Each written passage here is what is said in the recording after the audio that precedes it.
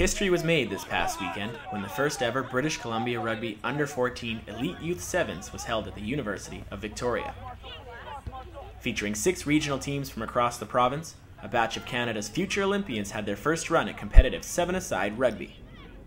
After months of preparation, tournament organizer and head coach of the BC Elite Youth Sevens program, Shane Thompson, was pleased to see the event finally come to fruition.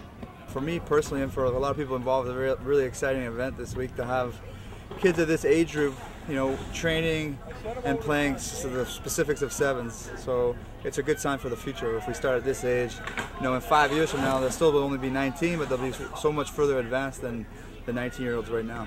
Over 60 players were in attendance, and the display of rugby was impressive, according to South Island head coach Spencer Robinson, whose squad took home top honors after an undefeated campaign.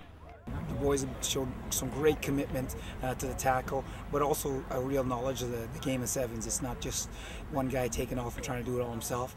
Recycling of the ball, moving the ball into space. It's been really encouraging to see guys at 14, 13 years old who have a concept of how to play sevens rugby.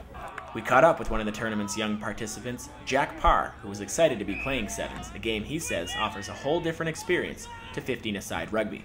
It's different because it's like more fast and action, and everybody is like playing at the same time.